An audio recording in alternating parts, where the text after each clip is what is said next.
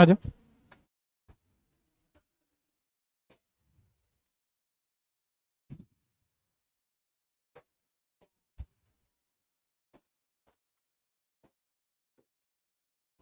आ जाओ।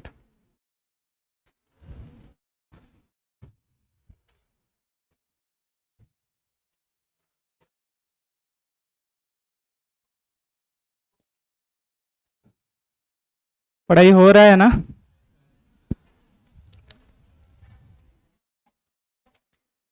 किसी का कोई डाउट है तो बताओ। कोई डाउट नहीं है? ठीक है, कुछ क्वेश्चन पूछता हूँ। और अगले दिन लोकोमोशन और मूवमेंट चैप्टर का इंट्रोडक्टरी जो पार्ट था वो मैंने बताया था, लोकोमोशन क्या होता है, मूवमेंट क्या होता है, और मूवमेंट का टाइप के बारे में बताया था, लोकोमोशन मूवमेंट के बीच में डिफरेंस बताया था, और all locomotions are movement but all movement are not locomotion, इसके बारे में मैं सेटिस्फैक्टरी एक एग्जांपल के थ्रू मैंने बताया था। तो अगले दिन मैंने एक्चुअली कोई भी चीज़ नोट डाउन नहीं किया था, तो वही चीज़ें पहले मैं नोट डाउन कर देता हूँ और फिर आगे का पार्ट पढ़ाता हूँ। देखो, पिछले लेक्चर पे मैंने वहाँ पे हीमोडायलिसिस के बारे में बताया था। तो हीमोडायलिसिस के बारे में समझ में आया ना, कैसे होता है? देखो, हीमोडायलिसिस पे जो डायलाइजिंग यूनिट पे जो डायलाइजिंग मीडियम है, डायलाइजिंग यूनिट पे देखोगे डायलाइजिंग मीडियम है, और उस मीडियम पे जो भी सब्सटेंस प्रेजेंस है वो प्लाज्मा का सिमिलर ये होगा, मतलब प्लाज्मा पे जो जो कंपोनेंट होता है वहां पे भी सिमिलर कंपोनेंट होगा, जिसके वजह से डायलाइजिंग जो फ्लूइड होता है वो एक्चुअल में प्लाज्मा का आइसोटोनिक होता है। बट हाइपोटोनिक किसके कंपैरिजन पे होता है? यूरिया के जो नाइट्रोजनस वेस्ट प्रोडक्ट होगा उसके कंपैरेटिवली वो हाइपोटोनिक होता है, जिसके वजह से सेलोफेन ट्यूब से जो नाइट्रोजनस वेस्ट प्रोडक्ट यूरिया हमारे बॉडी पे प्रोड्यूस्ड होता है वो डायलाइजिंग मीडियम पे आ जाएगा, और डायलाइजिंग फ्लूइड से उसको कलेक्ट करके उसको एक कंटेनर पे कलेक्ट कर लिया जाता है। तो आर्टिफिशियली ऐसे जिनके बॉडी पे किडनी फंक्शनल नहीं होता है उनके बॉडी पे ऐसे फिल्ट्रेशन किया जाता है। अब देखो, लोकोमोशन के अंदर जो जो चीजें मैंने बता दिया था उसको एक बार क्विक रिकैप करा देता हूं।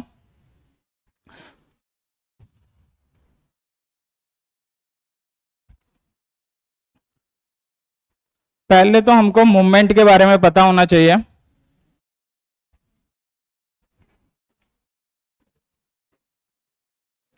इसके बाद हमको लोकोमोशन के बारे में पता होना चाहिए। बताओ, मूवमेंट के बारे में तो ऑलरेडी बता दिया था। मूवमेंट क्या होता है? बॉडी का सिर्फ पोस्चर चेंज। तो इसको हम ऐसे लिख सकते हैं, it is the act of body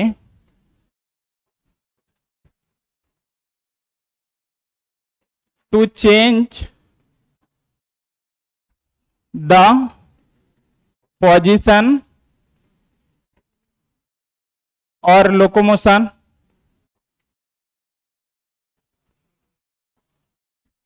We can also say that it is the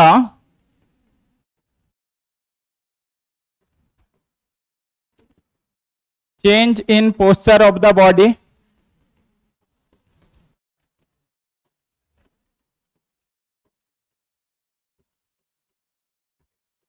है ना।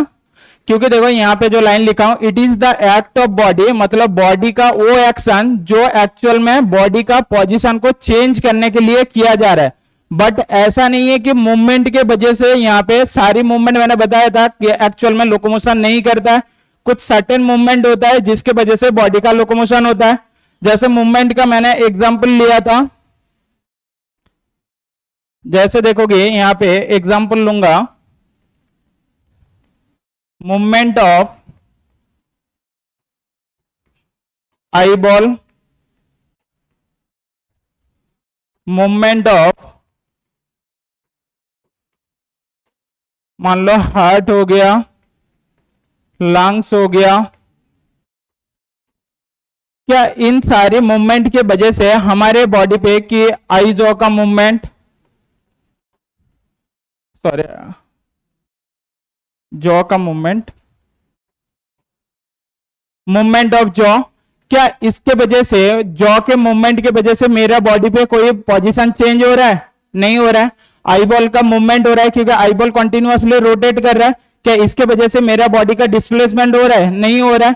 तो इसलिए देखोगे जो सारी मूवमेंट है वो एक्चुअल में लोकोमोशन नहीं है। इनमें से एक मूवमेंट होता है जो स्केलेटल मसल का मूवमेंट है, ये आ जाओ, स्केलेटल मसल मूवमेंट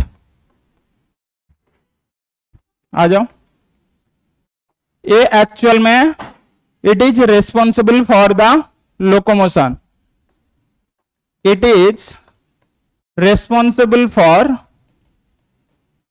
लोकोमोशन।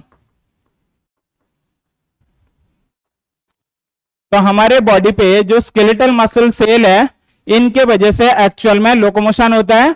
और साथ में ऐसा नहीं है कि सिर्फ और सिर्फ स्केलेटल मसल यहाँ पे इन्वॉल्व है, क्योंकि ऐसा तो नहीं है कि मैं वॉक कर रहा हूं और उस टाइम पे मेरा आंख बंद कर लिया, कि मेरा बॉडी का हार्ट का फंक्शन बंद कर दिया, लंग्स का फंक्शन बंद कर दिया, ऐसा तो नहीं है। तो बॉडी के अंदर और भी जो एसोसिएटेड स्ट्रक्चर है, डिफरेंट स्ट्रक्चर है, उस पार्ट पे भी वहां पे मूवमेंट हो रहा है और साथ में मेरा बॉडी पे लोकोमोशन हो रहा है, मतलब बॉडी का चेंजेस हो रहा है पोजीशन का।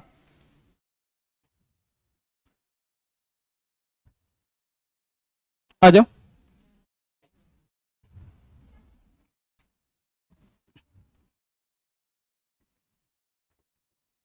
इसके बाद देखो लोकोमोशन क्या है। It is the type of movement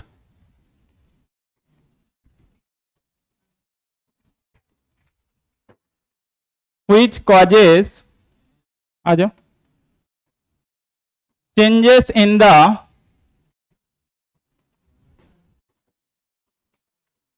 body position और डिस्प्लेसमेंट।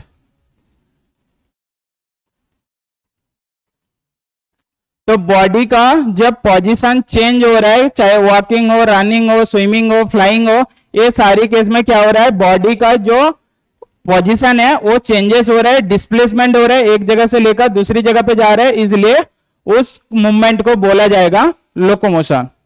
तो इसका भी एग्जांपल लिख लो।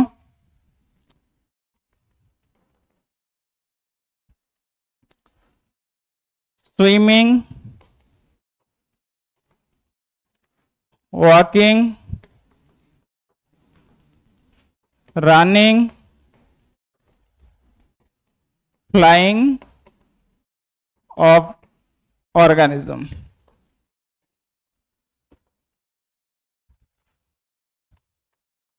Causes locomotion.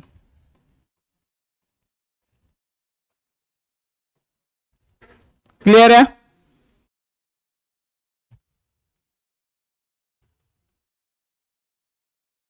बाद में लिख लोगे ना, क्या अभी लिखना है? लिखना। अच्छा, मैं सोचा था आज थोड़ा ज्यादा पढ़ा दूंगा, तो एक बार नहीं तो अभी सुन लो, उसके बाद नहीं तो बाद में लास्ट में नहीं तो 5-10 मिनट टाइम दूंगा, उस टाइम पे नहीं तो लिख लेना। ठीक है, एक बार सुन लो, नहीं तो क्योंकि ये चीजें अगले दिन क्लास पे हो गया था, इसलिए मैं ज्यादा टाइम नहीं लूंगा। All locomotion are movement but all movement are not locomotion। इसमें भी किसी का डाउट नहीं है ना? किसका डाउट है? अच्छा देखो, because movement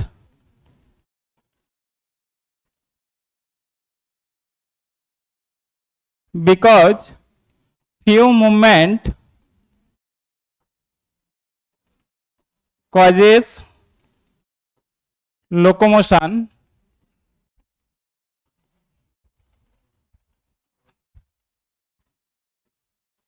for example movement of skeletal muscle,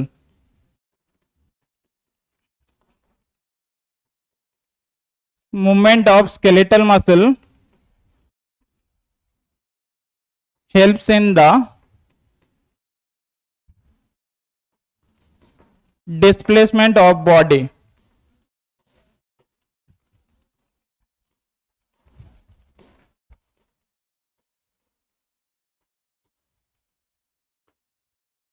but यहां पे देखोगे during locomotion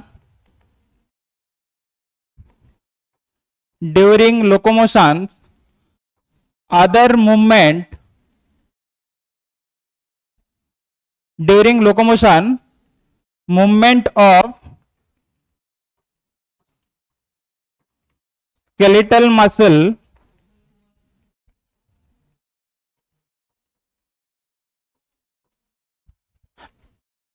along with movement of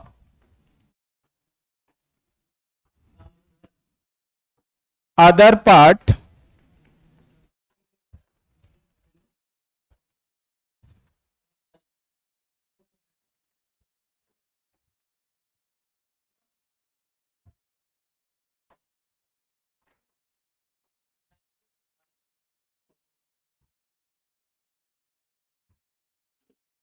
attendance लेना है क्या सर? ठीक है। अच्छा देखो, क्योंकि लोकोमोशन के टाइम पे बॉडी का बाकी पार्ट का मूवमेंट हो रहा है, तो इसलिए ऑब्वियस बात है लोकोमोशन के अंदर ही मूवमेंट हो रहा है, बट सारी मूवमेंट के अंदर डिस्प्लेसमेंट नहीं हो रहा है, जिसलिए यहां पे लोकोमोशन नहीं हो रहा है।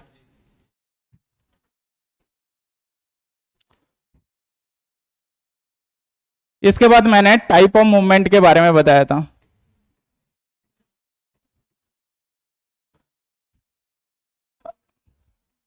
देखो, टाइप ऑफ मूवमेंट से पहले लेवल ऑफ मूवमेंट बता देता हूं।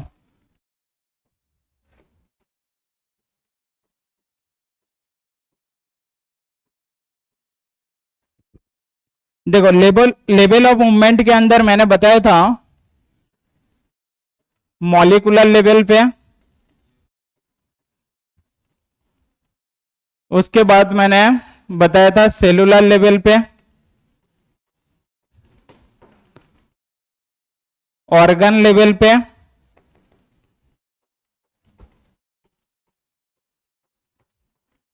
और इसके बाद मैंने बताया था ऑर्गेनिज्म लेवल पे। ये 4 लेवल के बारे में मैंने अगले क्लास पे बताया था। देखो, मॉलिक्यूलर लेवल पे मूवमेंट कहां पे होगा?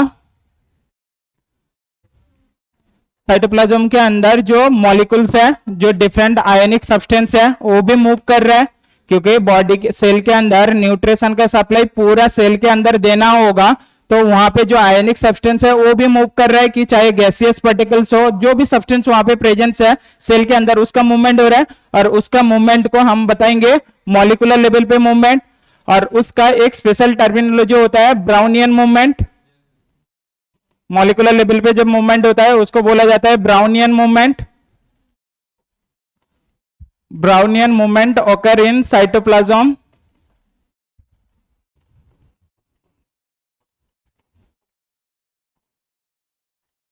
तो यहां पे हो जाएगा मूवमेंट ऑफ डिफरेंट मॉलिक्यूल्स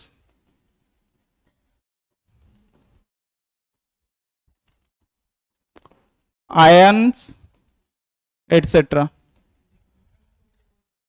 हाँ, डिफ्यूजन के केस में भी बता सकते हो, क्योंकि उस केस में गैसेस पार्टिकल का जो वहां पे मूवमेंट हो रहा है, ब्राउनियन मूवमेंट तो गैसेस पार्टिकल के अंदर भी देखा जाता है ना। और यहाँ पे जो मूवमेंट होगा, मूवमेंट का टाइप कैसा होगा? देखो कि ब्राउनियन मूवमेंट के केस में जिगजैग पैटर्न पे होता है, कोई पर्टिकुलर पैटर्न नहीं होता है ना यहाँ पे, तो इसलिए उस पैटर्न को बोला जाता है जिगजैग पैटर्न। और सेलुलर लेवल पे मूवमेंट कहां पे देखा जाएगा? हाँ बताओ। ब्राउनियन मूवमेंट एक्चुअल में गैसियस पार्टिकल के अंदर देखा जाता है, मतलब मॉलिक्यूलर लेवल पे जब भी कोई मूवमेंट होता है उसको ब्राउनियन मूवमेंट बोला जाता है। यहाँ पे डिटेल्स पढ़ने का जरूरत नहीं है, क्योंकि ये फिजिक्स पे तुम ब्राउनियन मूवमेंट के बारे में डिटेल्स पढ़ोगे, केमिस्ट्री पे भी है तो वहां पे पढ़ोगे।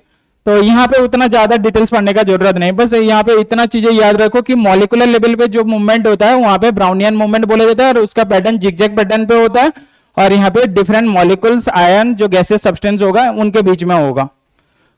और सेलुलर लेवल पे देखो, सेलुलर लेवल पे कहां पे हो रहा है, साइटोप्लाज्म के अंदर जो साइटोप्लाज्म का स्ट्रीमिंग हो रहा है, साइटोप्लाज्म कॉन्टिन्यूअसली, ऐसा नहीं है कि सेल के अंदर जो साइटोप्लाज्म प्रेजेंस है वो एक ही जगह पे फिक्स्ड नहीं होता है।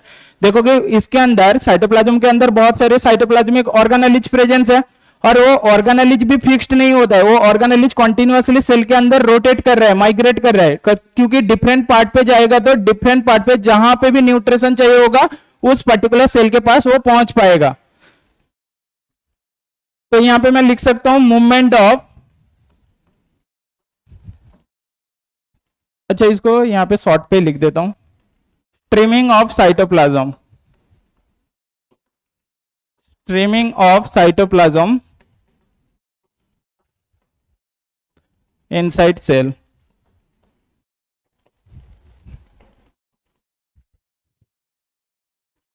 क्लियर है? अब इसके बाद देखो ऑर्गन लेवल पे कहां पे मूवमेंट हो रहा है। ऑर्गन लेवल पे जैसे मान लो हार्ट का क्या स्ट्रक्चर क्या फिक्स्ड होता है, हार्ट कॉन्टिन्यूअसली एक रिदमेटिक फंक्शन कर रहा है, कॉन्ट्रैक्ट हो रहा है, रिलैक्स हो रहा है, तो उस केस में क्या होगा, जब वो कॉन्ट्रैक्ट हो रहा है उसका शेप देखोगे, और जब वो रिलैक्स हो रहा है, दोनों कंडीशन पे उसका जो स्ट्रक्चर है वो चेंज हो रहा है। लंग्स का भी देखोगे, जब वो कॉन्ट्रैक्ट और रिलैक्स हो रहा है दोनों कंडीशन पे उसका स्ट्रक्चर चेंज हो रहा है। तो मैं बोल सकता हूं ये ऑर्गन लेवल पे चेंजेस हो रहा है, और ये जो चेंजेस हो रहा है इसको मैं क्या बताऊंगा, मूवमेंट। तो change movement in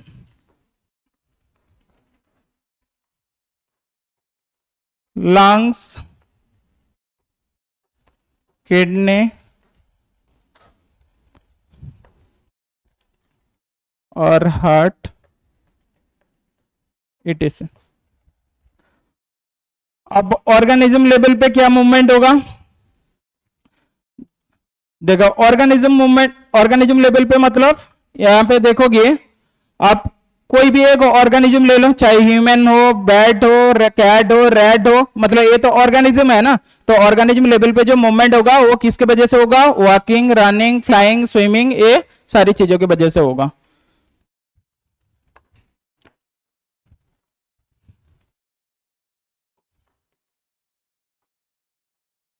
walking, running, flying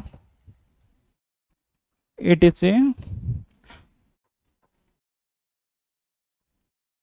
causes movement in animal।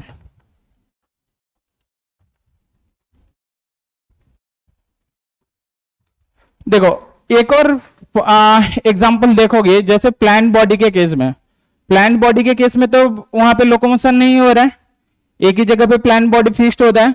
कुछ इंसेक्टिवोरस प्लांट होता है उनके केस में बोला जाता है मूवमेंट होता है। मूवमेंट एक्चुअल में ऐसा नहीं है कि प्लांट मतलब एक जगह से उठ के दूसरी जगह पे जा रहा है, एक्चुअली उसका जो ब्रांच होता है वो एक्चुअली उस रीजन पे चला जाता है, और वहां पे जो भी ऑर्गेनिज्म को उसको खाना होता है उसको वो कैप्चर करता है, उसके वजह से उसका डेथ होता है। तो प्लांट के केस में देख रहा हूं, जो प्लांट भी लिविंग ऑर्गेनिज्म है बट वो स्टैटिक है, एक जगह पे वो रहता है, और उनके बॉडी पे ऐसा तो नहीं है कि प्लांट के बॉडी पे कोई मूवमेंट नहीं हो रहा है, मूवमेंट हो रहा है। किस लिए, क्योंकि उसको जैसे मान लो रूट का मूवमेंट होता है, उसका जो स्टेम पार्ट है उसका भी मूवमेंट होता है, जहां पे सनलाइट होता है उसके डायरेक्शन पे जा रहा है। रूट का मूवमेंट जहां पे भी पानी होगा उस डायरेक्शन पे चला जाएगा। देखोगे वहां पे हाइड्रोट्रोपिक मूवमेंट के बारे में पढ़ा होगा, फोटोट्रोपिक मूवमेंट था, नेस्टिक मूवमेंट था, ये 8-9 क्लास पे था। तो प्लांट के केस में भी मूवमेंट होता है।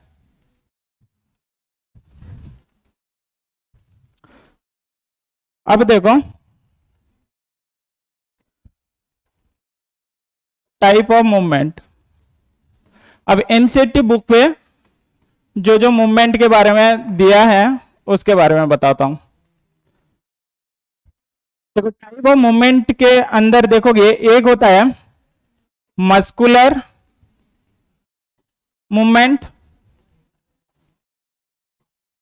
और एक होता है non muscular movement.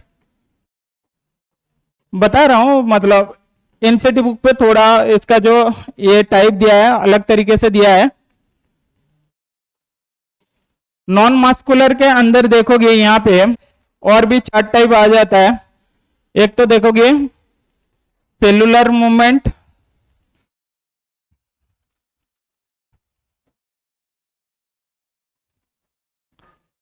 Trimming of cytoplasm,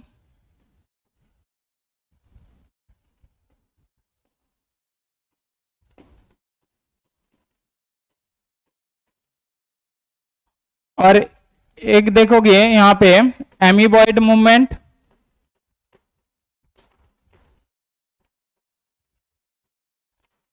और दिया है यहाँ पे सिलियरी मूवमेंट,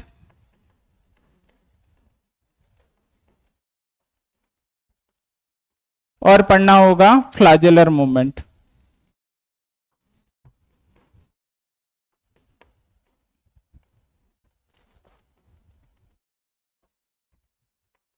देखो, एक मैं बता रहा हूं मस्कुलर मूवमेंट और एक बता रहा हूं नॉन मस्कुलर मूवमेंट, जहां पे एक्चुअल में मसल का इन्वॉल्वमेंट देखो इस पार्ट पे हो रहा है क्या, किसी भी पार्ट पे, जैसे स्ट्रीमिंग ऑफ साइटोप्लाज्म, यहाँ पे कोई मसल का इन्वॉल्व हो रहा है, नहीं हो रहा है। एक्चुअल में यहाँ पे सेल के अंदर जो साइटोस्केलेटल एलिमेंट है वो इन्वॉल्व हो रहा है, क्योंकि देखोगे सेल का मूवमेंट साइटोस्केलेटन के बारे में पढ़ लिया ना, तो वहां पे वो एक्चुअल में क्या करता है, ट्यूबुलिन प्रोटीन होता है और कुछ फिलामेंटस स्ट्रक्चर होता है जो साइटोस्केलेटन के वजह से सेल का एक प्रॉपर शेप मेंटेन होता है और साथ में सेल का कभी भी मूवमेंट होता है तो उसके लिए भी रिस्पॉन्सिबल होता है। तो इसलिए जो स्ट्रीमिंग मूवमेंट ऑफ साइटोप्लाज्म, इसको साइक्लोसिस भी बोला जाता है। साइक्लोसिस, साइटोप्लाज्म का जो मूवमेंट होता है उसको बोला जाता है साइक्लोसिस। और देखो एमीबॉइड मूवमेंट, अब इस एक एक के बारे में मैं बताता हूं।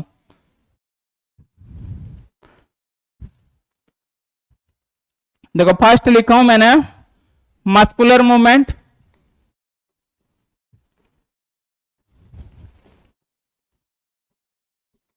देखो हमारे बॉडी पे जो मूवमेंट हो रहा है वो किसके वजह से हो रहा है, मसल के वजह से हो रहा है।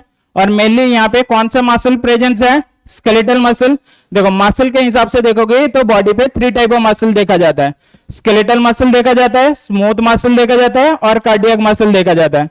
कार्डियक मसल सिर्फ और सिर्फ हार्ट पे प्रेजेंस है, और बॉडी के बाकी पार्ट पे जो जो मसल प्रेजेंस है आइदर स्केलेटल मसल होगा और नहीं तो स्मूथ मसल होगा। बट स्मूथ मसल के वजह से देखोगे हमारे बॉडी का डिस्प्लेसमेंट एक्चुअल में नहीं होता है, बट मूवमेंट होता है। जैसे देखोगे स्मूथ मसल सेल, जैसे स्मूथ मसल सेल पूरा जो एलिमेंट्री ट्रैक्ट है, ब्लड वेसल है, रिप्रोडक्टिव ट्रैक्ट है, वहां पे प्रेजेंस है। और उसका काम क्या होता है, जैसे एलिमेंट्री ट्रैक्ट के अंदर जो भी फूड पार्टिकल है वो एक जगह से लेकर दूसरी जगह पे इसलिए जा रहा है, वहां के जो स्मूथ मसल है वहां पे एक मूवमेंट क्रिएट करता है और उस मूवमेंट को बोला जाता है पेरिस्टाल्सिस मूवमेंट। वो एक्चुअल में डाइजेस्टिव सिस्टम का चैप्टर हट गया, नहीं तो वहां पे पेरिस्टाल्सिस मूवमेंट के बारे में बताया जाता है। अब तो मस्कुलर मूवमेंट जो होगा, it is the movement of, it is the movement of skeletal muscle,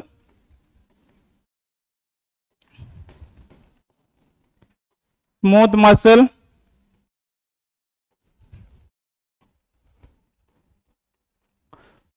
etcetera.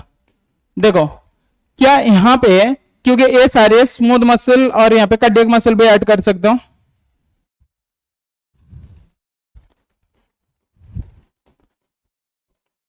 Cardiac muscle.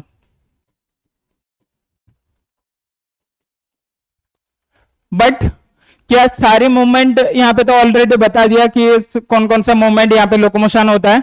और इस चैप्टर पे भी हमको स्पेसिफिकली जिसके बारे में पढ़ना होगा वो स्केलेटल मसल के बारे में हमको पढ़ना होगा। यहाँ पे एक्चुअल में मस्कुलर मूवमेंट के बारे में हमको पढ़ना होगा।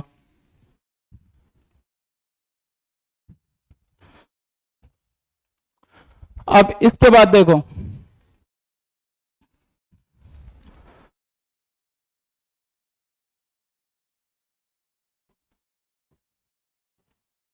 Non muscular movement,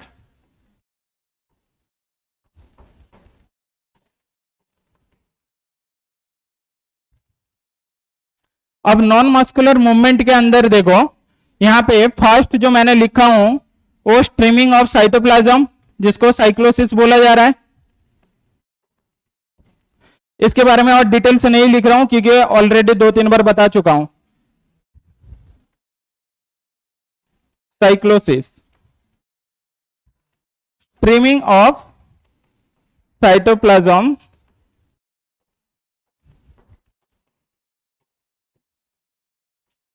for the distribution of nutrient for the distribution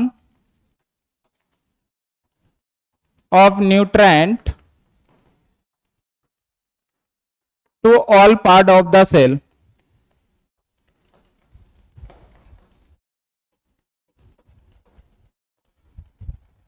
तो ये हो गया साइक्लोसिस मूवमेंट। अब इसके बाद देखो बाकी जो मूवमेंट था वो कौन कौन सा था? Amoeboid movement. अच्छा, एमीबॉइड मूवमेंट को अगले पार्ट पे बताता हूं, ठीक है, एक एक करके बता रहा हूं। देखो एमीबॉइड मूवमेंट, एमीबा के बॉडी पे मूवमेंट तो देखा होगा ना, और एमीबा के लोकोमोटरी ऑर्गन क्या है? स्यूडोपोडिया। तो स्यूडोपोडिया का फॉर्मेशन इनके बॉडी पे कैसे होता है? देखो, क्या एमीबा का कोई प्रॉपर शेप होता है? नहीं होता है ना। तो इनके बॉडी पे देखोगे अंदर के तरफ एक बड़ा साइज का एक न्यूक्लियस होता है, और इसके बाद बॉडी के बाकी पार्ट पे देखोगे यहां पे एक्चुअल में जेल प्रेजेंस होता है। तो इनके बॉडी पे एक स्पेशल काइंड ऑफ प्रोटोप्लाज्म का मूवमेंट होता है, जिस मूवमेंट को बोला जाता है सॉल जेल मूवमेंट। मतलब यहां पे जो अंदर के तरफ जो भी सब्सटेंस प्रेजेंस है ये प्रोटोप्लाज्म है। यहां पे ये सारी जो लिक्विड है इसको प्रोटोप्लाज्म बोला जाएगा ना। तो ये जो प्रोटोप्लाज्म होता है ये एक्चुअल में सॉलिड और जेल दो स्टेट में कन्वर्ट होता है। तो इसलिए इनके बॉडी पे जो मूवमेंट होता है इसको सॉल जेल मूवमेंट भी बोला जाता है। ये अभी इस लेवल पे मतलब 12th लेवल पे बुक पे नहीं है, बट इनके बॉडी पे देखोगे, देखो ये स्यूडोपोडिया का ये जो फूड लाइक स्ट्रक्चर फॉर्म हो रहा है इसी को बोला जाता है स्यूडोपोडिया। अब जिस डायरेक्शन पे देखोगे ये फ्लूइड जाएगा उस डायरेक्शन पे यहाँ पे एक्चुअल में एक बाहर के तरफ एक्सटेंशन फॉर्म हो रहा है, और जिसके वजह से उस स्ट्रक्चर के थ्रू ये और किसी सबस्ट्रेट के साथ ये जुड़ जा रहा है। क्लियर है ना? जैसे मान लो यहाँ पे कोई सबस्ट्रेटम होगा, मान लो ये कोई फूड पार्टिकल्स है,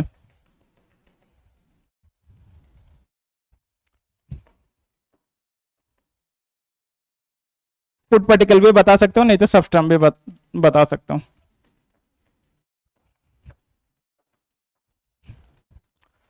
और ये एक्चुअल में प्रोटोप्लाज्म, और ये प्रोटोप्लाज्म में मूवमेंट की वजह से इनके बॉडी पे स्यूडोपोडिया का फॉर्म हो रहा है। तो मैं बता सकता हूं कि जो एमीबॉइड मूवमेंट है due to the trimming of protoplasm, due to the streaming of protoplasm a special kind of movement is observed, and the movement is observed in certain organism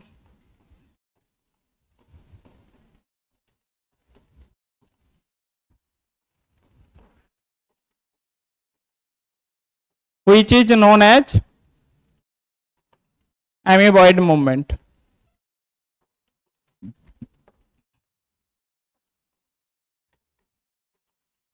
clear है?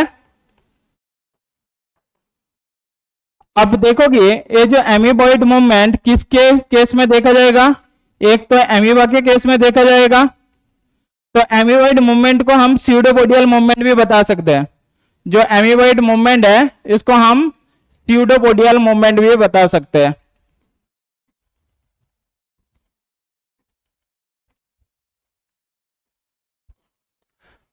अब देखो और कौन सा एरिया है body के अंदर, क्या बॉडी के अंदर कुछ सेल है जो इस टाइप का प्रॉपर्टीज को शो करता है? जो डब्ल्यूबीसी सेल होता है वो एक्चुअल में एमीबॉइड टाइप का मूवमेंट शो करता है। वो ब्लड स्ट्रीम से बाहर आता है टिश्यू पार्ट पे, और उस मूवमेंट को बोला जाता है डायपेटिस। पता है ना? तो movement of WBC also amoeboid type of movement.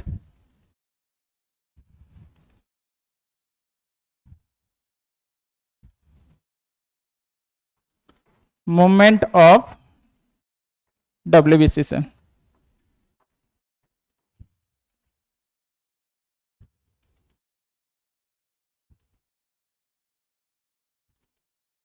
अब इसके बाद देखो, इसके बाद और कौन सा मूवमेंट बाकी है? Ciliary movement.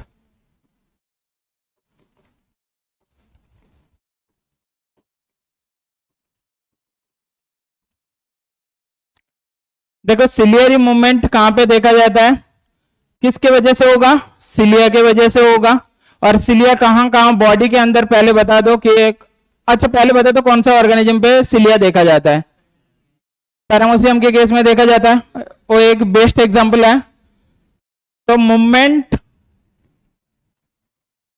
Due to cilia. अब पैरामोसियम के बॉडी पे देखोगे,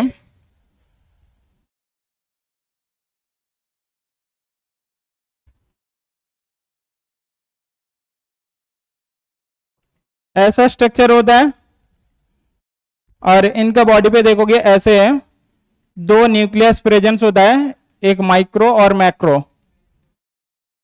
और यहां पे ये जो पार्ट होता है इसको बोला जाता है साइटोफेरिंक्स।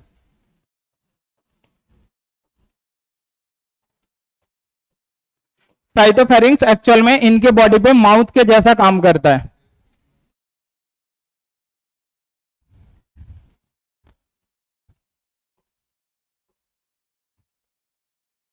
इनका बॉडी के बाहर के तरफ पूरी एरिया पे ऐसे एक स्मॉलर हेयरी लाइक स्ट्रक्चर होता है, और उसी को ही बोला जाता है सिलिया। यह है cilia.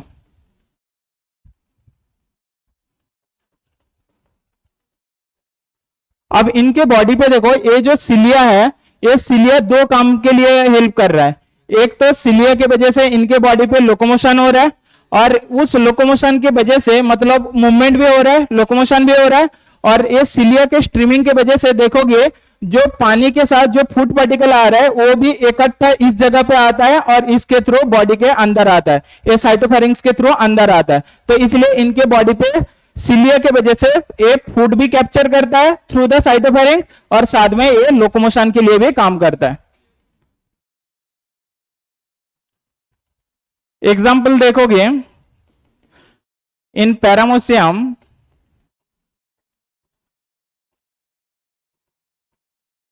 Movement of cilia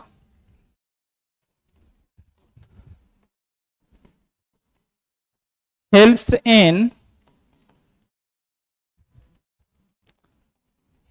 in food capturing,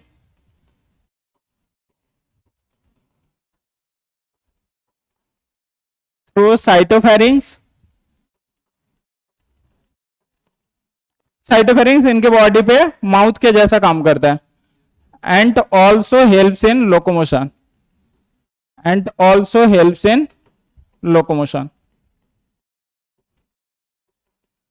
अच्छा ये तो हो गया पैरामोसियम के बॉडी पे देखा जाता है। क्या हमारे बॉडी के अंदर भी इस टाइप का कोई प्रॉपर्टीज देखा जाता है? कहां पे? फॉलोपियन ट्यूब के अंदर, और रिप्रोडक्टिव ट्रैक्ट हो गया, मतलब वो तो फॉलोपियन ट्यूब के अंदर आ गया। और रेस्पिरेटरी ट्रैक्ट पार्ट पे भी देखोगे similar type of ciliary cell है, और सिलियरी सेल के वजह से नाजल पैसेज के अंदर बाहर से जो एटमॉस्फेरिक एयर के थ्रू जो डस्ट पार्टिकल आ रहे हैं इसको एक्चुअल में बॉडी से बाहर रिलीज किया जाता है, इसको क्लीन किया जाता है। तो हम ये भी लिख सकते हैं, in our body respiratory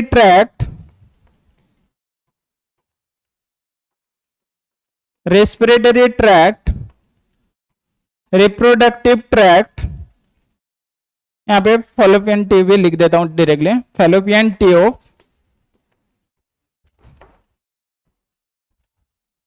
also shows ciliary movement,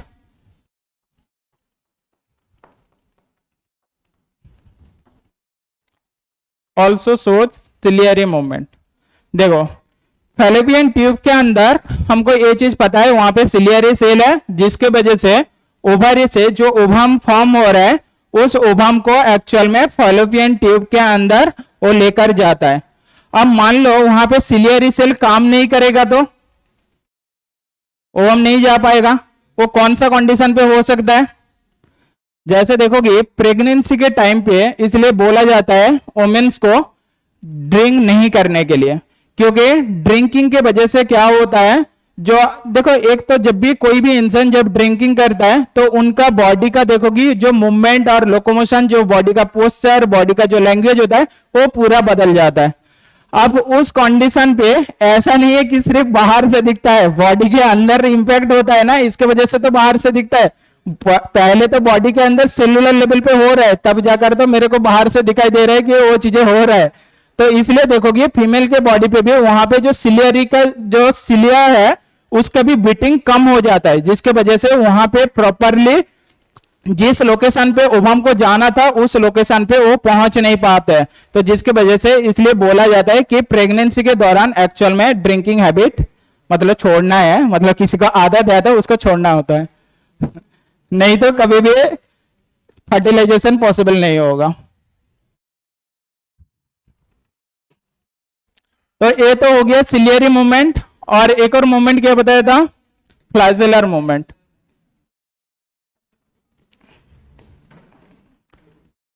देखो कुछ प्रोटोजोआन एनिमल होता है जिनके बॉडी पे एक्चुअल में फ्लैजेलर मूवमेंट देखा जाता है। सम प्रोटोजोआन एनिमल, हाँ बताओ क्या हुआ? टेम्परेचर कम करना है बढ़ाना है?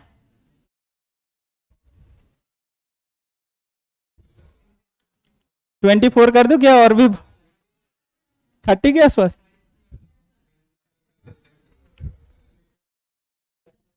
ठीक है 27 कर दिया।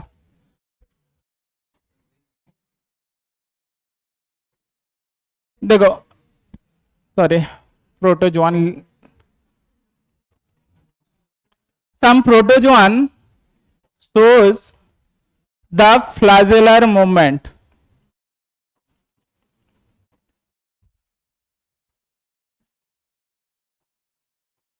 कुछ प्रोटोजोआ होता है जो एक्चुअल में फ्लैजेलर मूवमेंट, और यहां पे मूवमेंट किसके वजह से हो रहा है? Movement because of flagella. Movement due to flagella होगा तो उसको बोला जाएगा फ्लैजेलर मूवमेंट। अब देखो हमारे बॉडी के अंदर भी ऐसा कौन सा एरिया है जहां पे इस टाइप का मूवमेंट देखा जाता है? स्पर्म का जो मूवमेंट होता है, स्पर्म का जो टेल पार्ट का मूवमेंट होता है उसको फ्लैजेलर मूवमेंट बोला जाता है। In human movement of tail part of sperm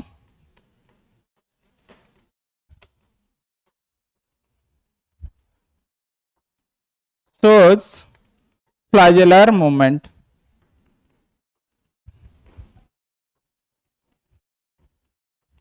clear है? तो अब जितने भी मूवमेंट का टाइप था सारे हो गया।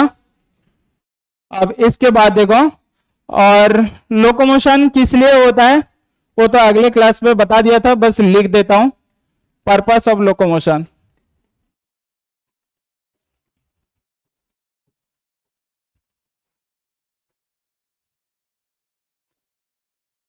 तो एक तो देख सकते हो इन सर्च ऑफ फूड, बहुत सारे हो सकते हैं, इसका कोई लिमिटेशन नहीं है। फूड हो सकता है, फिल्टर हो सकता है, और फॉर फाइंडिंग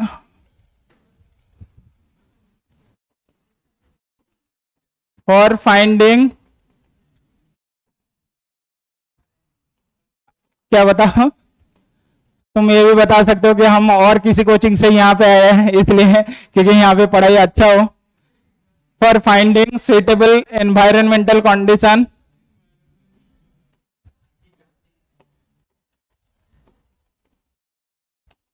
हर एक के केस में वो डिफरेंट हो सकता है।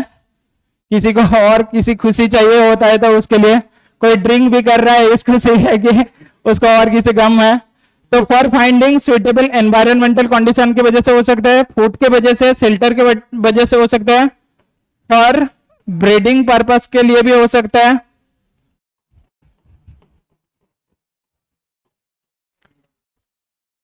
और फॉर मीटिंग के लिए भी हो सकता है। ठीक है, इतना काफी है।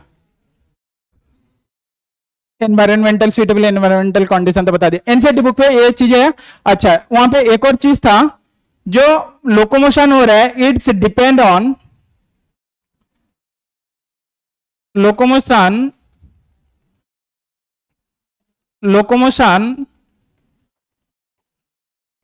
also depend on habitat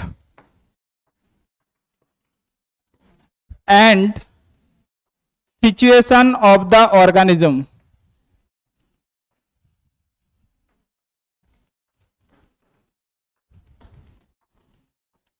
अगले दिन बताया था इसका एग्जाम्पल कि जहां पे मतलब कोई ऑर्गेनिज्म मान लो टेरिस्ट्रियल हैबिटेट पे है, तो उस केस में उनके बॉडी पे जो लोकोमोशन का टाइप होगा वो अलग टाइप का होगा। ऐसा तो नहीं है कि टेरिस्ट्रियल बॉडी पे जो भी ऑर्गेनिज्म होगा सबके केस में वो वॉकिंग के साथ, रनिंग के साथ, फ्लाइंग भी करेगा, ऐसा तो मैंडेटरी नहीं है।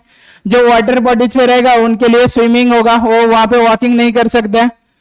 तो हर एक ऑर्गेनिज्म का जो हैबिटेट के बेसिस पे लोकोमोशन अलग अलग टाइप का हो सकता है। और सिचुएशन ऑफ द ऑर्गेनिज्म मैंने बताया था कि जैसे मान लो तुम किसी रास्ते पे जा रहे हो और तुम्हारे पीछे और कोई कुत्ता भाग रहा है, तो तुम भी दौड़ रहे हो, कुत्ता भी भाग रहा है तुम्हारे पीछे। अब कोई एक ऐसा तो कंडीशन आएगा, ऐसा सिचुएशन क्यों आ रहा है, क्योंकि तुमको ये फील हो रहा है कि वो कुत्ता तुमको काट ना दे, तो इसलिए तुम भी दौड़ रहे हो। तो हम उस टाइम पे उसको तो ये नहीं बता सकते कि हमको काटना नहीं है और किसी को जाकर काटो।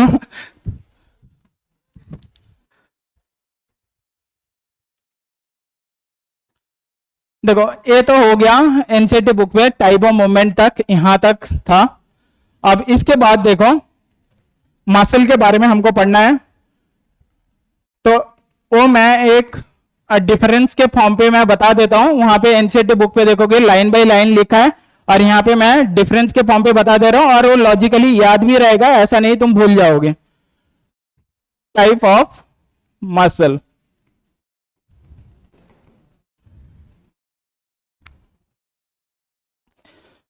अच्छा, टाइप ऑफ मसल पढ़ने से पहले पहले तो मसल के बारे में मेरे को थोड़ा बहुत आइडिया देना चाहिए।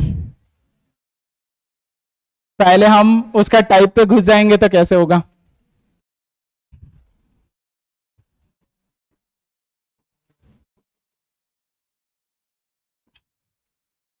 देखो, इन ह्यूमन नंबर ऑफ जो मसल होता है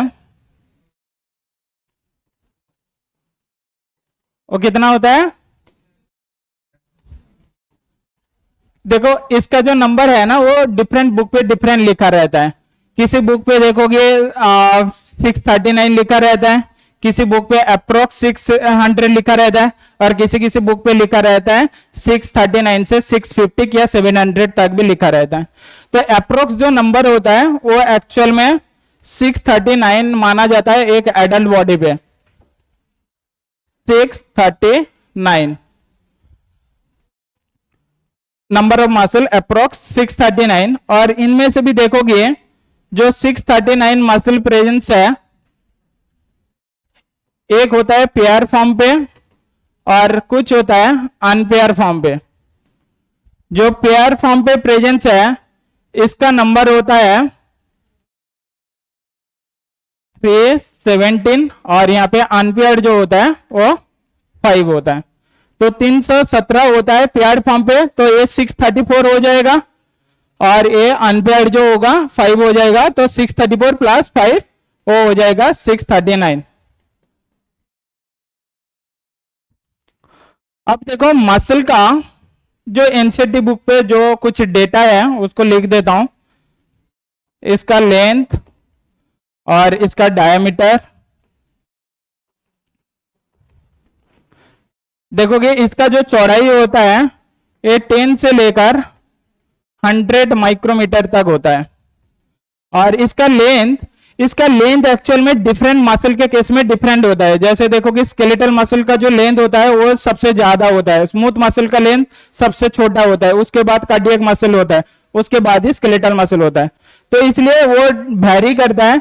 ये 1 मिलीमीटर से लेकर ये एक्चुअल में 30 सेंटीमीटर तक जा सकता है। तो किसी किसी बुक पे देखोगे यहाँ पे 10 मिलीमीटर से लेकर लिखा रहता है, तो इस केस में अच्छा यहाँ पे मैं 10 ही कर देता हूं। 10 मिलीमीटर से लेकर 30 सेंटीमीटर तक जा सकता है। स्मूथ मसल सबसे छोटा होगा, कार्डियक मसल इससे बड़ा होगा, और जो स्केलेटल मसल होगा वो सबसे बड़ा साइज का होगा। अब ये तो हो गया इसका डेटा। अब यहाँ पे अच्छा लेंथ हो गया, डायमीटर हो गया, और मसल के अंदर कुछ प्रॉपर्टी देखा जाता है। अच्छा प्रॉपर्टीज बाद में बताऊंगा, पहले क्योंकि अकॉर्डिंग टू एनसीईआरटी देखोगे पहले उसका टाइप के बारे में बताया गया, उसके बाद अच्छा यहाँ पे और एक जो चीज है, in human body weight muscle contribute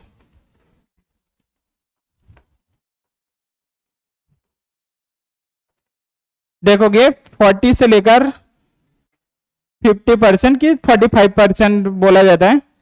45% जो बॉडी वेट होता है वो किसके वजह से, मसल के वजह से होता है। In human body muscle contribute 40 to 45% of the body weight. ये भी डिफरेंट होता है, ये किसी बुक पे देखोगे 30 से लेकर 40 लिखा है, 40 से लेकर 45%, अप्रोक्स मान के चलो ये 40% के आसपास जो होता है बॉडी वेट वो किसके वजह से होता है, वो मसल के वजह से होता है। क्लियर है?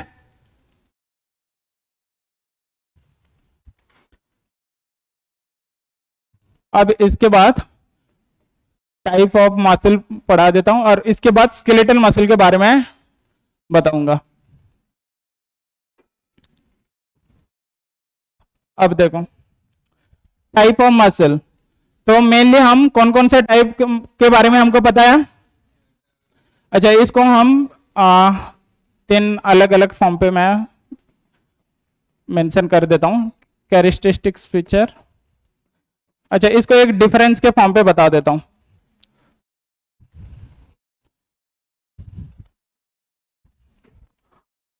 स्केलेटल मसल,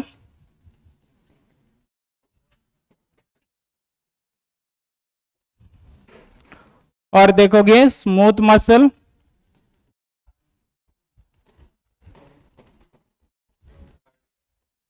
और है कार्डियक मसल।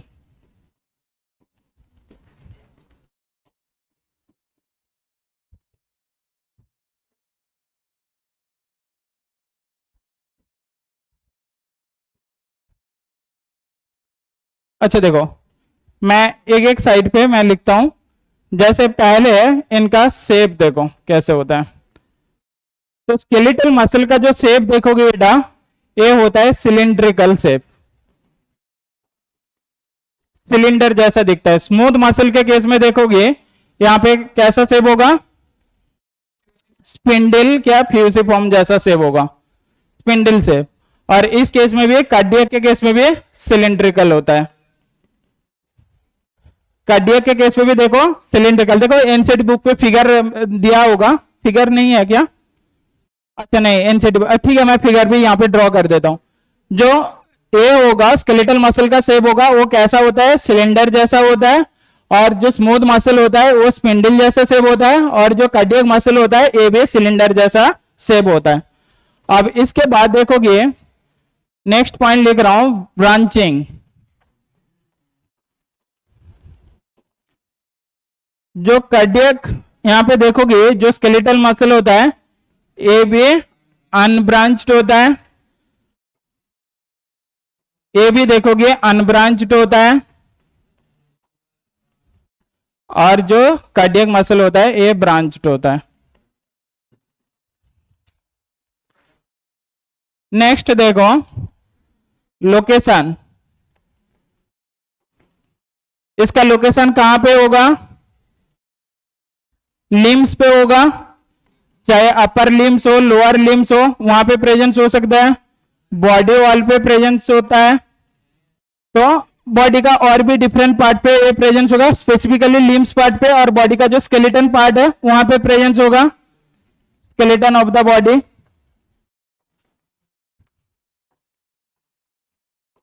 और ए कहां पे प्रेजेंस होगा, स्मूथ मसल सेल, ए ब्लड वेसल हो गया, ठीक है, लिम्ब वेसल, देखोगे ऑलिमेंट्री ट्रैक्ट, तो ऐसे तो बहुत सारे रीजन हो जाएगा, वो लिखते ही जाना खुद। और कार्डियक मसल कहां पे होगा, हार्ट पे प्रेजेंस होगा, ठीक है। ये हो गया शेप, ब्रांचिंग और लोकेशन के बेसिस पे 3 पॉइंट हो गया। अब बाकी पॉइंट भी देखते जाओ।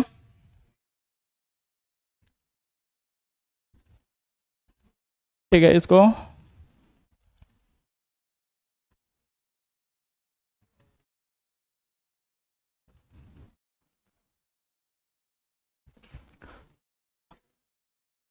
अब देखो, तो 4th पॉइंट होगा, कोई भी पॉइंट बताओ तुम्हारे हिसाब से। अच्छा, एक्शन के बेसिस पे, तो एक्शन देखोगे यहां पे, अच्छा ऊपर लिख देता हूं स्केलेटल मसल करके, स्केलेटल मसल, स्मूथ मसल और कार्डियक मसल। क्या हो रहा है,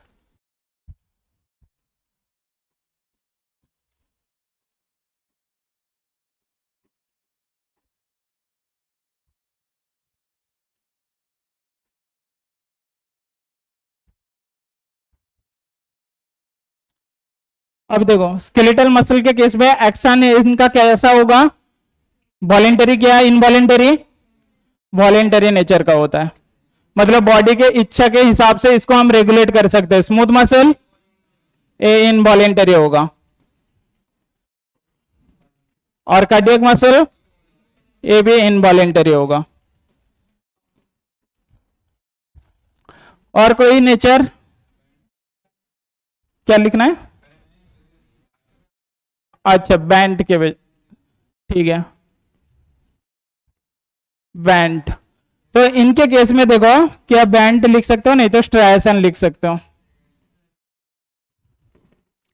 तो इनके बॉडी पे देखोगे जो स्केलेटल मसल होता है, यहां पे ये स्ट्राइएशन एक्चुअल में एक्टिन और मायोसिन प्रोटीन के वजह से होगा, इसके बारे में मैं आगे के पार्ट पे डिस्कस करूंगा। तो जो एक्टिन और मायोसिन प्रोटीन यहाँ पे एक्चुअल में स्केलेटल मसल पार्ट पे देखा जाता है प्रॉपरली, जिसलिए यहाँ पे स्ट्राइएशन देखा जाएगा, striation and stripe is visible,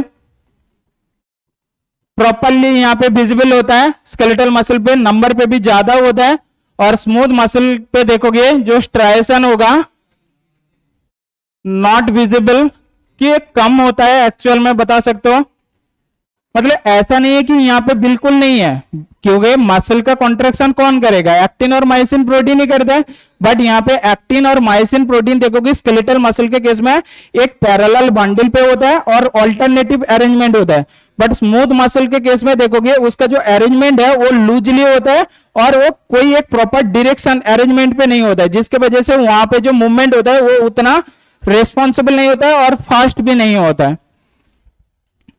और यहां पे देखोगे यहां पे भी स्ट्राइएशन देखा जाता है, स्ट्राइएशन इज विजिबल।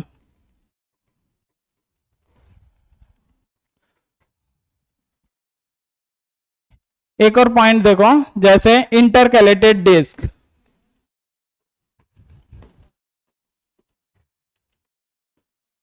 ये कहां पे प्रेजेंस होगा, ये सिर्फ हार्ट पे प्रेजेंस होगा और बाकी पार्ट पे एब्सेंट होगा।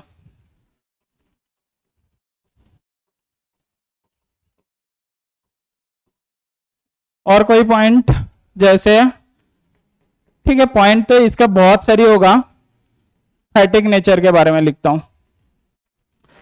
अच्छा देखो यहां पे कौन सा मसल है जहां पे फैटिक हो सकता है, फैटिक के बारे में पता है ना, मतलब मसल के अंदर जब लैक्टिक एसिड का डिपोजिशन हो जाता है, मसल एक्चुअल में वीक हो जाता है, मसल का और वीकनेस प्रॉपर्टीज को बोला जाता है मसल फैटिग, मतलब मसल और काम करने का बॉडी को इच्छा नहीं हो रहा है। जैसे देखोगे रनिंग करने के बाद जब भी एंड मोमेंट पे आ जाए तो तब लगता है बॉडी को कि और आगे नहीं जा पा रहा हूं, इसलिए क्योंकि मसल उस टाइम पे और काम करने के लिए मतलब मसल के पास एनर्जी नहीं है।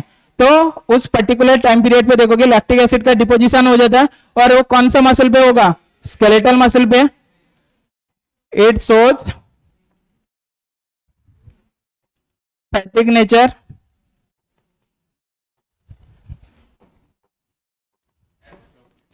और ये शो करेगा क्या? Skeletal muscle fatigue nature show करेगा।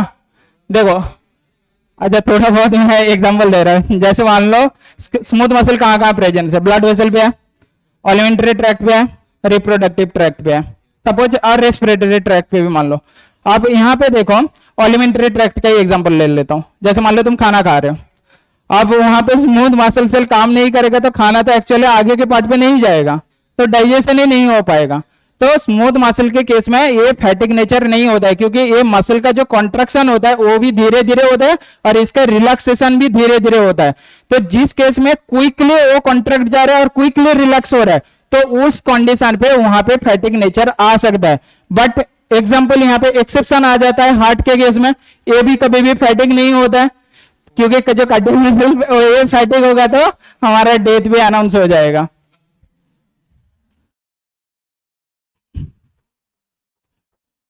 It does not show fatigue condition.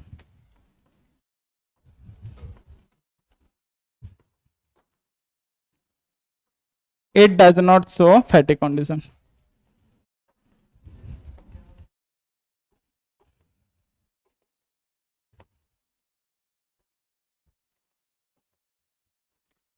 अच्छा स्पीड देखोगे, कॉन्ट्रैक्शन स्पीड के हिसाब से देखा जाए, speed of contraction, contraction and relaxation, देखोगे यहां पे फास्ट होगा और यहां पे स्लो होगा और यहां पे एक्चुअल में और भी फास्टर होता है, क्योंकि एक मिनट के अंदर ये 72 टाइम्स कॉन्ट्रैक्ट और रिलैक्स हो रहा है ना, तो इसलिए सबसे ज्यादा जो फास्टर होता है वो कार्डियक मसल होता है। और ठीक है पोजीशन ऑफ न्यूक्लियस कर देता हूं। ऐसे पॉइंट इसका बहुत सारा होता है।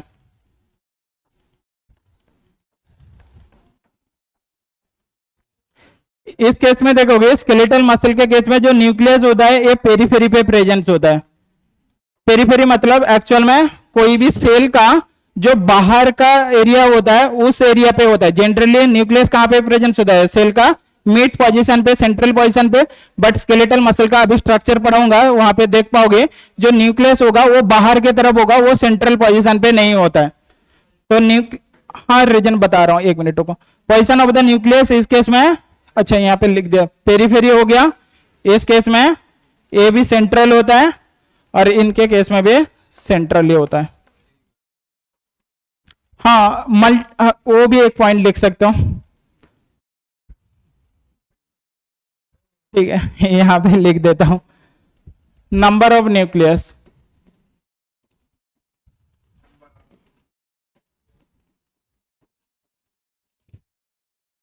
स्केलेटल मसल के केस में क्या होगा? मल्टी न्यूक्लिएटेड होगा, और ये के केस में, स्मूथ मसल के केस में यूनि न्यूक्लिएटेड, और इसके केस में भी यूनि न्यूक्लिएटेड होता है। अब कुछ बुक पे देखोगे यहाँ पे यूनि न्यूक्लिएटेड और मल्टी न्यूक्लिएटेड दोनों लिखा रहता है। अब देखो, अब कोई रीजन बता सकते हो यहाँ पे मल्टी न्यूक्लिएटेड होने का रीजन क्या है, यहाँ पे यूनि न्यूक्लिएटेड होने का रीजन क्या है? क्या हार्ट के केस में भी यूनि न्यूक्लिएटेड होने का रीजन क्या है? न्यूक्लियस ज्यादा होगा तो क्या फायदा होता है बताओ पहले? सेल के अंदर न्यूक्लियस का काम क्या है? डायरेक्टर ऑफ द सेल बोला जाता है ना न्यूक्लियस को।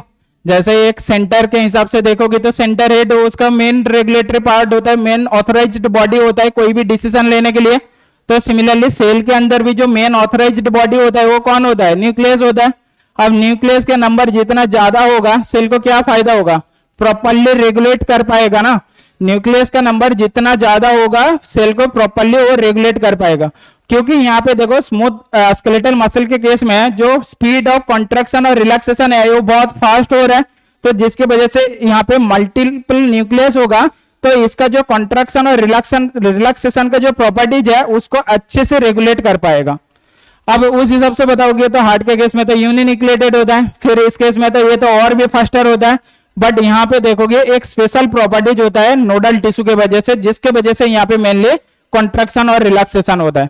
हार्ट के केस में एक मॉडिफाइड टिश्यू प्रेजेंस होता है जिसको नोडल टिश्यू बोला जाता है, उसके वजह से हार्ट का जो रिदमेटिक फंक्शन है वो शो होता है, बट वो नोडल टिश्यू बॉडी के और किसी पार्ट पे प्रेजेंस नहीं होता है।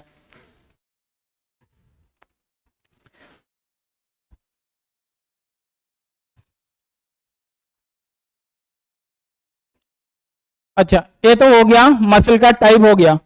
अब प्रॉपर्टीज ऑफ द मसल देखो। टाइम कितना बाकी है? बाकी है ना? तो ठीक है।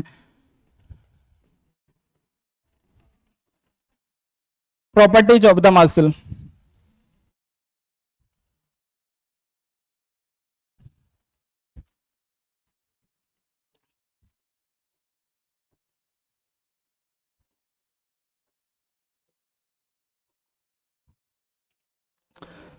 अब मसल का प्रॉपर्टीज देखो, अकॉर्डिंग टू एनसीईआरटी देखोगे यहां पे 4 प्रॉपर्टीज के बारे में बोला गया। एक्साइटेबिलिटी, इसके बाद देखोगे कॉन्ट्रैक्टिबिलिटी, कि कॉन्ट्रैक्टिबिलिटी बता सकते हो, और अच्छा यहां पे सेकंड होना चाहिए,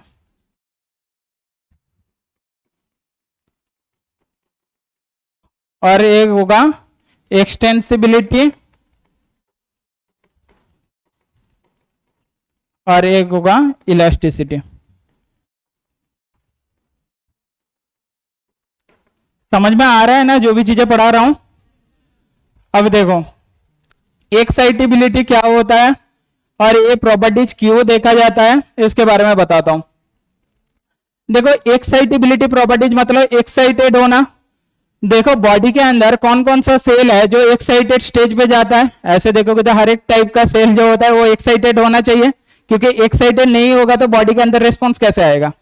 क्योंकि जब भी कोई चाहे कोई सेल के हिसाब से मान लो, मॉलिक्यूल के हिसाब से मान लो, वो एक्साइटेड स्टेज पे जाने के बाद ही तो एनर्जी लॉस करता है ना, उसके बाद ही उनका बॉडी पे एक्शन होता है। तो यहाँ पे भी देखोगे उस हिसाब से जो मसल होता है ये भी एक्साइटेड स्टेज पे जाता है। और यहाँ पे एनसीईआरटी से जो क्वेश्चन आता है कि कौन सा ऐसा सेल है उनके पास, मतलब नर्व सेल भी देखोगे वो भी एक्साइटेड होता है, और जो मसल सेल होता है ये भी एक्साइटेड नेचर का होता है। तो यहाँ पे स्टेटमेंट बेस्ड क्वेश्चन आ सकता है कि जो मसल एंड नर्व सेल है ये दोनों एक्साइटेबिलिटी प्रॉपर्टीज को शो करता है, और बाकी जो प्रॉपर्टीज देखोगे ये एक्चुअल में नर्व सेल नहीं करता है। ये एक प्रॉपर्टीज होता है जो मसल और नर्व सेल के बीच में एक कॉमन कैरेक्टरिस्टिक पॉइंट है, ठीक है। दिस प्रॉपर्टीज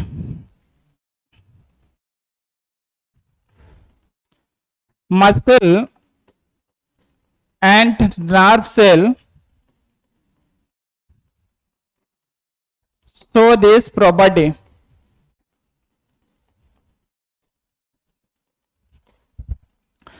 और कॉन्ट्रैक्टिलिटी क्या होगा? मतलब ability of the contraction and relaxation. Muscle के पास होता है, मसल कॉन्ट्रैक्ट भी होता है, रिलैक्स भी होता है, और इसका मैकेनिज्म आगे के पार्ट में बताया जाएगा। Ability to contract and relax,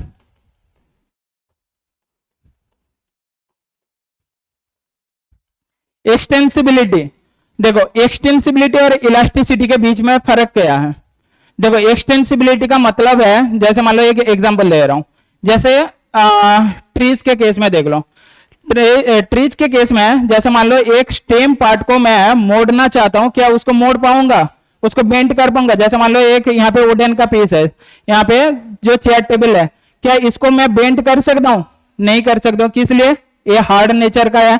कि यहाँ पे जो सब्सटेंस प्रेजेंस है इसको ज्यादा बेंड डाउन नहीं कर सकता हूं, और ज्यादा बेंड डाउन करने के लिए जाऊंगा तो वो टूट जाएगा। तो मसल के अंदर एक लिमिटेड अमाउंट पे एक्सटेंसिबिलिटी प्रॉपर्टीज है, और स्ट्रेचेबिलिटी का मतलब कितने हद तक उसको मैं बढ़ा सकता हूं। जैसे मान लो स्ट्रेचेबल जो पैंट होता है कि स्ट्रेचेबल जो ड्रेस होता है, मतलब कितने हद तक मैं उसको बढ़ा रहा हूं, वो है इलास्टिसिटी। और एक्सटेंसिबिलिटी का मतलब होता है कितने हद तक जाने के बाद वो टूट भी सकता है। समझ में नहीं आ रहा है दोनों के बीच में डिफरेंस? तो इलास्टिसिटी मैं बता रहा हूं, जैसे मान लो ये मेरा ये जो ड्रेस है ये इलास्टिसिटी नहीं है बिल्कुल। तो इलास्टिसिटी होगा तो जितने एरिया तक वो चौड़ाई पे बढ़ रहा है वो है इलास्टिसिटी। एक्सटेंसिबिलिटी भी कुछ हद तक सिमिलर टाइप का मीनिंग है, वो कितने हद तक बढ़ने के बाद वो एक्चुअल में उस स्ट्रक्चर पे रहता है कि टूट जा रहा है उस पोजीशन को। जैसे देखो एक लिप्स को तुम बेंड कर सकते हो, वो नहीं टूटेगा, बट कभी भी एक स्टेम पार्ट को ज्यादा तुम बेंड डाउन करोगे तो वो टूट जाएगा। समझ में आ रहा है ना? और एक्सटेंसिबिलिटी देखोगे किसके वजह से होता है? एक कोलाजन के वजह से होता है, कोलाजन प्रोटीन के वजह से, और ये होता है इलास्टिन प्रोटीन के वजह से। क्लियर है?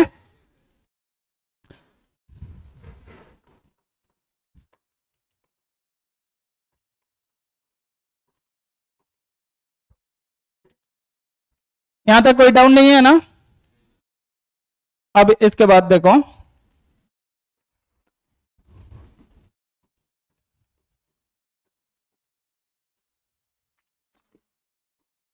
हाइपरट्रॉफी और हाइपरप्लासिया, ये दो टर्मिनोलॉजी पढ़ना होगा। देखो पहले हाइपरट्रॉफी के बारे में बता देता हूं। देखो ह्यूमन बॉडी पे आफ्टर बर्थ जो मसल का नंबर होता है वो इंक्रीज नहीं होता है। ह्यूमन बॉडी पे आफ्टर बर्थ मसल का नंबर इंक्रीज नहीं होता है। मसल का नंबर इंक्रीज किस लिए नहीं हो रहा है? ऑब्वियस बात है, वहां पे कोई सेल डिवीजन नहीं हो रहा है। नंबर कैसे बढ़ेगा? थ्रू द डिवीजन ना, क्योंकि सेल डिवाइड नहीं हो रहा है तो ऑब्वियस बात है सेल का नंबर नहीं बढ़ेगा। तो फिर बताओगे कि मसल का, हमारे बॉडी का जो साइज इंक्रीज हो रहा है तो मसल का क्या नंबर उतना ही रहेगा? तो फिर क्या हो सकता है? उसका साइज बढ़ जाता है, मतलब उसका नंबर इंक्रीज नहीं होता है, बट उसका जो डिस्टिंग्विशिंग पॉइंट देखोगे, जो डिफरेंशिएशन होता है, मतलब ग्रोथ एंड डेवलपमेंट होगा, बट उसका डिविजन नहीं होता है। It is the property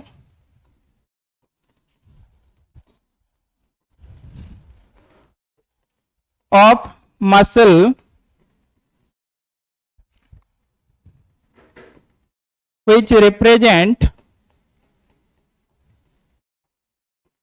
increase in size of the muscle, increase in size of the muscle।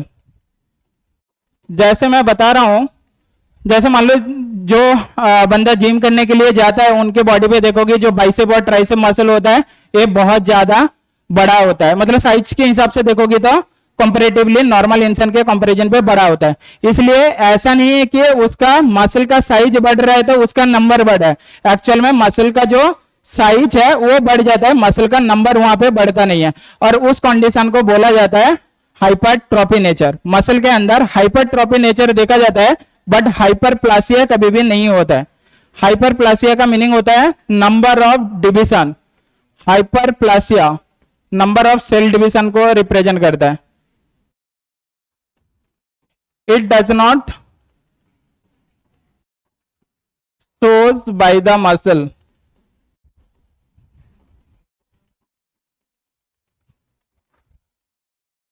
It is the property, it is a process by which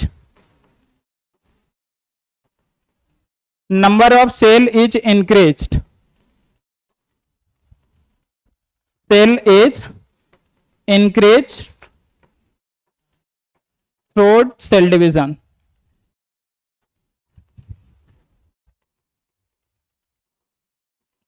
तो muscle क्या करेगा? वो hyperplasia nature कभी भी शो नहीं करेगा, ये हमेशा हाइपरट्रॉफी नेचर शो करता है, मतलब उसका साइज पे इंक्रीज होता है, कभी भी नंबर पे इंक्रीज नहीं होता है। Because muscle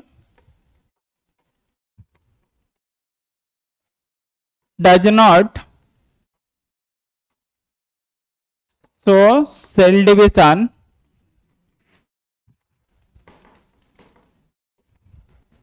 that's why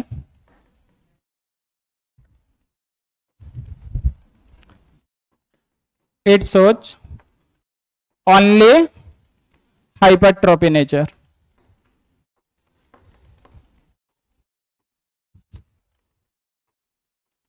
clear है?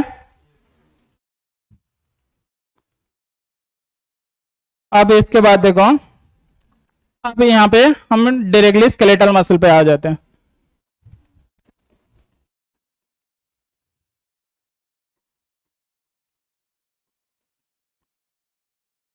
अब जो स्केलेटल मसल देखोगे, स्केलेटल मसल का प्रॉपर्टीज ऑलरेडी वहां पे लिख दिया गया। अब यहां पे फिर भी 2-3 पॉइंट लिख देता हूं। यहां पे देखोगे, एक तो ये होता है स्ट्राइएशन नेचर शो करता है, और एक देखोगे स्ट्राइएशन, और एक देखोगे एक पर्टिकुलर अरेंजमेंट पे होता है। जैसे ऑल्टरनेटिव, ये जो स्ट्राइएशन देखा जाता है, alternative arrangement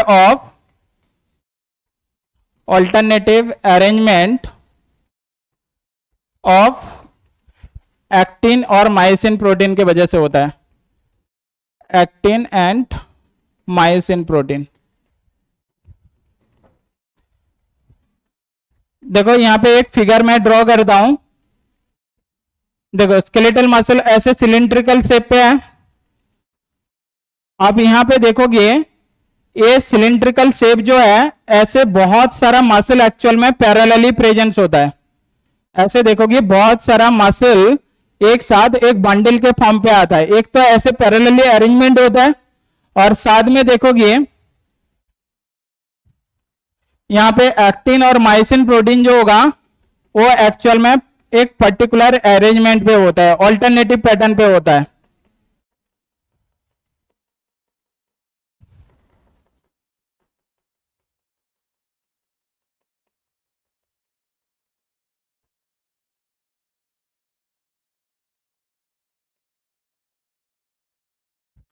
और बीच में यहां पे और कोई कलर ले लेते हैं।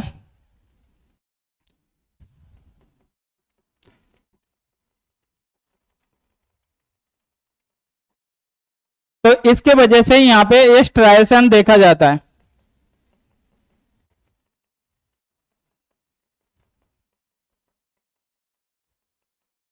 क्लियर है? कोई एक, मान लो ये एक्टिन है और ये मान लो मायोसिन, और यहां पे देखो बहुत सारी एक्चुअल में पैरेलली प्रेजेंस है, ऐसे बहुत सारा मसल। अच्छा, एक तो ये ऑल्टरनेटिव अरेंजमेंट और एक्टिन और मायोसिन प्रोटीन की वजह से होता है, स्ट्राइएशन होता है। अच्छा, यहाँ पे इसका प्रॉपर्टीज बेकार में डिस्कस नहीं करूंगा क्योंकि ये ऑलरेडी बताया गया। अब इसका फॉर्मेशन कैसे होता है वो मैं बता रहा हूं। ये मल्टी न्यूक्लिएटेड होता कहां से? देखो, अब सेल डिवीजन पढ़ लिया क्या? तो अब तो थोड़ा आइडिया हो जाना चाहिए। अब देखो, एक सेल के अंदर बहुत सारी न्यूक्लियस कब आ सकता है? जब न्यूक्लियस का डिवीजन हो रहा है बट साइटोप्लाज्म का डिवीजन नहीं हो रहा है। तो इनके केस में भी क्या होता है, during embryo condition, during embryonic condition,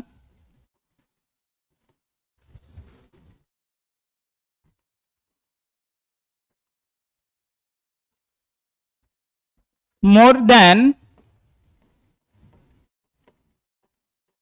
100 myoblast cell,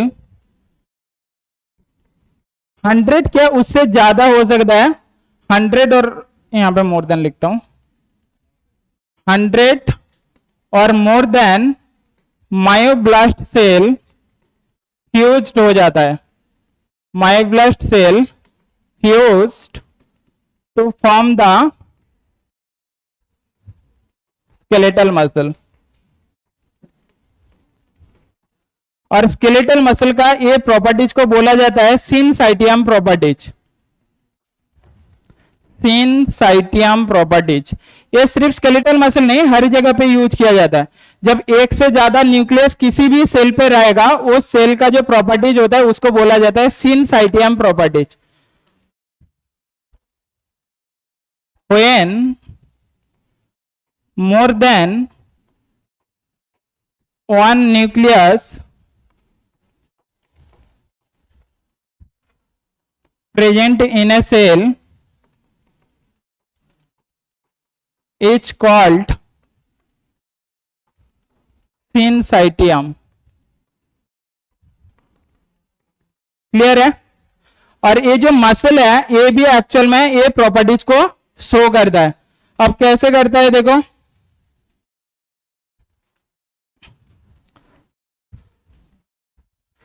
जैसे देखोगे यहां पे अब जो मायोब्लास्ट सेल है ना वो एक्चुअल में स्पिंडल शेप का आता है और ये फ्यूज होकर एक सिलिंड्रिकल जैसा शेप फॉर्म करता है.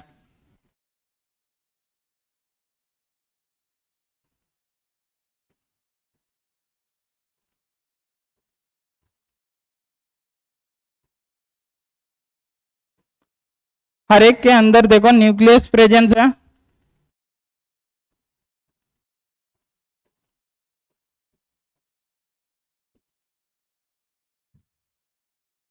ये मायोब्लास्ट सेल है.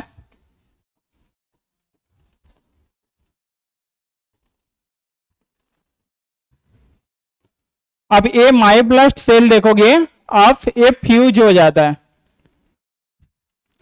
अब फ्यूज होने के बाद ये फॉर्म करता है एक ऐसा स्ट्रक्चर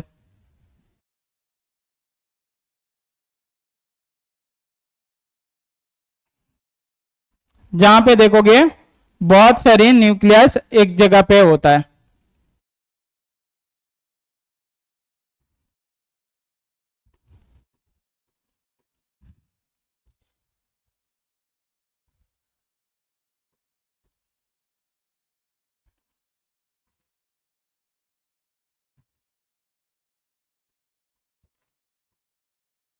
ठीक है, तो इसलिए देखोगे एक मसल सेल है जो एडल्ट के बॉडी पे दिखाई दे रहा है.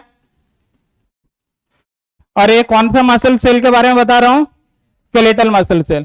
तो skeletal muscle cell embryonic condition पे, मतलब बच्चों के जब फिटस के बाद जब वो एम्ब्रायोनिक कंडीशन पे आता है एक्चुअल में, मतलब उस टाइम के दौरान बता सकते हो कि बिफोर द बर्थ, तो वहां पे देखोगे जो बहुत सारी मायोब्लास्ट सेल होता है वो फ्यूज हो जाता है और फ्यूज होकर एक स्केलेटल मसल सेल का फॉर्म करता है. और इसका नंबर वो 100 भी हो सकता है और 100 से ज्यादा मायोब्लास्ट सेल ऐसा फ्यूज होकर एक स्केलेटल मसल का फॉर्म करता है. और इस प्रॉपर्टीज को क्या बोला जा रहा है? Syncytium properties.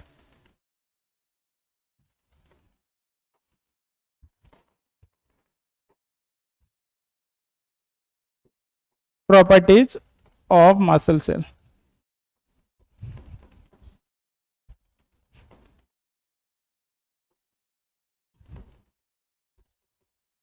क्लियर है?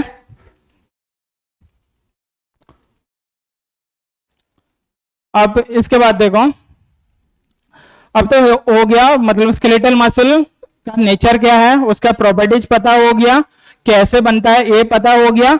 अब इसके बाद मसल का कवरिंग देखो कैसे बनता है. मसल का कवरिंग एक इंपॉर्टेंट टॉपिक है.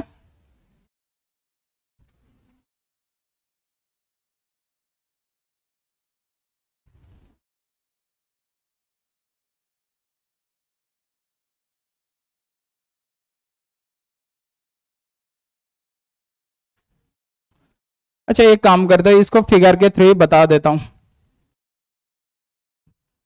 इजी रहेगा, नहीं तो फिगर ड्रॉ करने में थोड़ा टाइम लगेगा. फिगर ड्रॉ करके बताऊं क्या? ये इसके थ्रू बता दूंगा तो चलेगा? ठीक है, देखो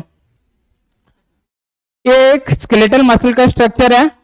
यहां पे देखो हर एक मसल के बाहर, क्योंकि मसल भी एक सेल है तो सेल के बाहर भी एक कोई ना कोई प्रोटेक्टिव लेयर होना चाहिए. तो इनके केस में भी देखोगे हर एक पार्ट पे बहुत सारे लेयरिंग प्रेजेंस होता है. जैसे देखोगे जो अंडर सी केबल होता है ना उस पे भी देखोगे, जैसे घर के केस पे देखो जो वायरिंग का जो वायर होता है उस पे भी जो मेन कंडक्टिंग एरिया होता है उसके बाहर बहुत सारी लेयरिंग होता है. इसलिए क्योंकि उस पे कंडक्शन जहां पे हो रहा है उस पे कोई टच ना हो जाए, उसके वजह से किसी ऑर्गेनिज्म का डेथ ना हो जाए, तो इसलिए यहाँ पे बहुत सारी प्रोटेक्टिव लेयरिंग होता है. तो यहाँ पे देखोगे तो इस केस में भी जो मेन कॉन्ट्रैक्टाइल यूनिट है वो क्या है? एक्चुअल में एक्टिन और मायोसिन प्रोटीन है, जिसको एक्चुअल में सार्कोमियर का स्ट्रक्चर बाद में बताऊंगा। अच्छा, यहाँ पे एक और चीज लिख देता हूं, structural and functional unit of the muscle के बारे में यहाँ पे लिख देता हूं। Structural and functional unit of muscle is sarcomere. ये सार्कोमियर क्या होता है आगे के पार्ट पे बता रहा हूं। अब देखो ये जो डायग्राम है ना, ये तुम्हारे एनसीईआरटी बुक पे है, यहां से भी बता दूंगा, बट उससे पहले यहां पे समझ लो तो फिर बेटर अंडरस्टैंडिंग होगा। तो यहां पे तो मैं बता रहा हूं, सिमिलरली यहां पे जो मेन कॉन्ट्रेक्टाइल यूनिट है वो एक्टिन और मायोसिन प्रोटीन है, और ये सबसे इनर मोस्ट पार्ट पे प्रेजेंस होता है। जो एक्टिन और मायोसिन प्रोटीन है ये सबसे इनर मोस्ट पार्ट पे प्रेजेंस होता है, और इसके बाहर की तरफ बहुत सारे लेयरिंग होता है, इसलिए जो मेन कंडक्टिंग सिस्टम है इस पे कोई डिस्टरबेंस ना आ जाए, इसलिए यहाँ पे बहुत सारे लेयरिंग होता है। तो देखोगे मसल का सबसे जो बाहर का लेयरिंग है, ये मसल बेली छोड़ दो, बेली इसलिए बोला जा रहा है, ये बेली जैसा शेप आ रहा है इसलिए बेली बोला जा रहा है। ये एक नॉर्मल एक स्केलेटल मसल सेल मान लो, और मसल देखोगे किसके साथ अटैच होगा, कोई ना कोई बोन के साथ अटैच होता है। सपोज मान लो यहाँ पे मैं कोई बोन स्ट्रक्चर ड्रॉ कर देता हूं, मान लो यहाँ पे कोई बोन है। अब मसल बोन के साथ अटैच होता है किसके थ्रू, टेंडन के थ्रू, और बोन के साथ बोन का होगा तो लिगामेंट हो जाएगा। तो इसलिए भी देखोगे ये मसल है और ये बोन के साथ कनेक्ट हो रहा है किसके थ्रू, टेंडन के थ्रू। अब मसल का सबसे जो बाहर का कवरिंग होता है इसको बोला जाता है एपीमाइसियम। एपी मींस बाहर होता है, तो इसलिए सबसे जो बाहर का कवरिंग होता है इसको बोला जाता है माइसियम, क्योंकि मसल है इसलिए यहाँ पे माइसियम टर्मिनोलॉजी को यूज किया जा रहा है। और एपीमाइसियम जो होगा, अच्छा एक्चुअल में यहाँ पे प्रॉपर्ली विजिबल नहीं होगा, ड्रॉ ही करना पड़ेगा। एक मिनट रुको।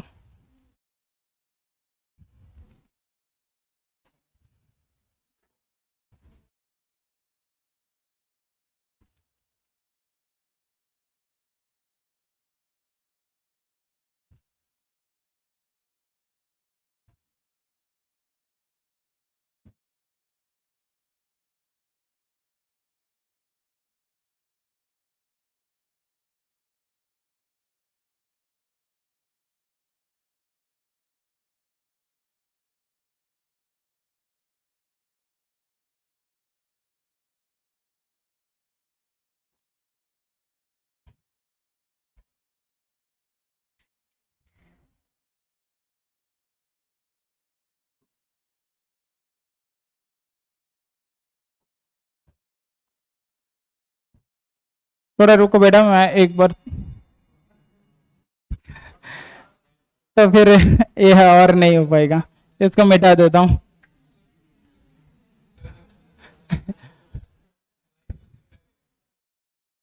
ठीक है, तो फिर बाकी स्लाइड में डिलीट कर देता हूं। रहेगा क्या, कोई दिक्कत नहीं है ना? ठीक है, अगले क्लास पे नहीं तो आऊंगा तो दोबारा समझा दूंगा।